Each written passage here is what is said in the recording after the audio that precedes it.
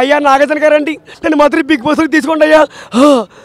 నువ్వు బిగ్ బాస్లోకి వచ్చి ఏం చేస్తావు? ఎరా ఎరా ఎరా ఎరా ఎరా ఎరా ఎరా చండుకోరోడా అని పిలవాలా బిగ్ బాస్కి వెళ్తాను. చేసాడి కమాకమం కమాకమం. బిగ్ బాస్లో నాగార్జున అంటే ఇష్టం. అసలు బిగ్ బాస్లో అంటే మెయిన్ నాగార్జున ఎంట్రీ దువ్వాడ మాదిరి బిగ్ బాస్లో సెలెక్ట్ అయింది. మరి నాలోటోళ్ళు ఎందుకు బిగ్ బాస్లో తీసుకోరు? నన్ను నాలోటోళ్ళు అందరూ బిగ్ బాస్లో తీసుకోరు. నేను చండుకోరను కదా. నేను దువ్వాడ మాదిరి ఎవరో వైట్ గారు ఎవరో దువ్వాడ సీను మరి సంజన మరి మా ఇంకో అలిక్క చెట్టుపెక్కలు చాలామంది ఉన్నారు. మరి నాగార్జున మరి నాలోటోళ్ళు బిగ్ బాస్లోకి ఎందుకు తీసుకోరు? మరి నేను చండుకోరను కదా. నేను చండుకోరను నేను. మరి దువ్వాడు మాత్రమే అలిక్క చెట్టుపెక్కలు సెలెక్ట్ అయింది.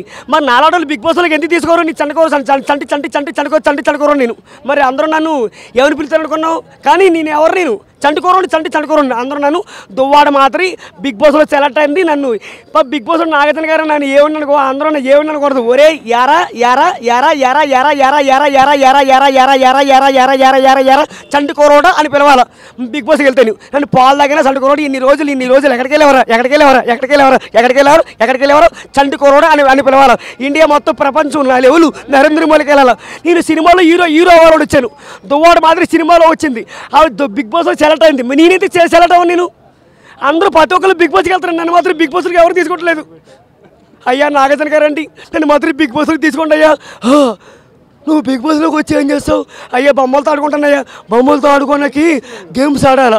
ఆడుతున్నాయి నాగార్జున గారండి. మీ నా దేవుడు నాగార్జున గారండి. అందరూ నన్ను యారా చండుకోరోడా అని పిలవాలి. దువ్వాడు మాత్రం బిగ్ బాస్లోకి వచ్చింది. సంజన రకరకాలు ఏం పారేకుంటే వచ్చేసాడి కమాకమం. బిగ్ బాస్లో నాగార్జున అంటే ఇష్టం.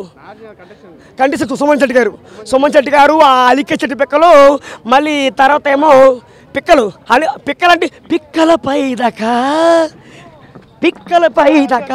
అలా అట అలిక్క చెట్టు పిక్కలు. అక్కడ 2 కొత్త సినిమా వస్తుంది కదా బాగా వస్తుంది. సౌండ్ చేయకు అయ్యా నాగార్జున గారండి నేను మాత్రం బిగ్ బాస్లో తీసుకోండి అయ్యా. నా పేరు సోమని నా కొంచెం మెంటల్. నా పేరు మెంటల్. పూర్ణ మార్కెట్లో సర్కిల్ నిలబడి నీ డ్యూటీలో జాయిన్ అయ్యి 4 ఏళ్ళైంది. షర్ట్ తిప్పుతా బెల్ట్ తిప్పుతా పోలీస్ డిపార్ట్మెంట్కి నాకు సంబంధం లేదు. నేను 2 పీకాలతో ఇప్పుడు చెప్పు. కృష్ణారెడ్డి ఎమ్మెల్యే దత్తు నా సంగతి తెలియదు. నాకు కొంచెం మెంటల్.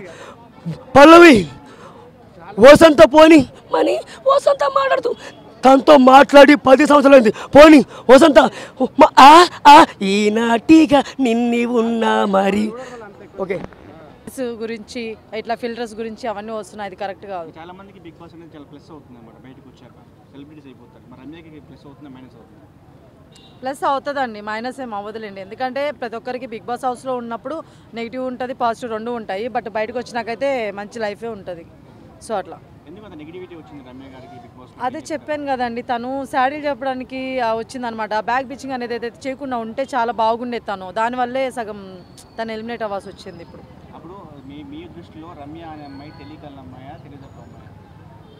నా దృష్టిలో తెలివైన అమ్మాయే కానీ అది చూపించాల్సిన చూపించితే బాగుండేది. సో అట్లా మాధురి గురించి ఒకటి అనుకున్నాను. యాక్చువల్ నేను ఎపిసోడ్ చూశాను అనమాట. అంటే ఇప్పుడు స్టార్టింగ్లో బిగ్ బాస్ హౌస్కి వచ్చేటప్పుడు ఆమె వేసిన డైలాగ్ ఏంటంటే అసలు బాండింగ్స్ పెట్టుకునేటప్పుడు ఎందుకు రావాలి అనింది, రాకూడదు అనింది.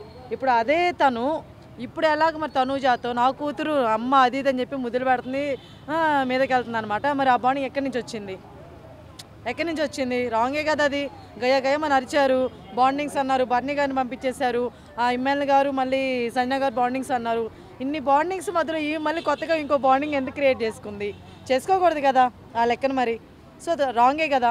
సో నాకు అక్కడ మాదిరిగా రాంగ్ అనిపిస్తుంది.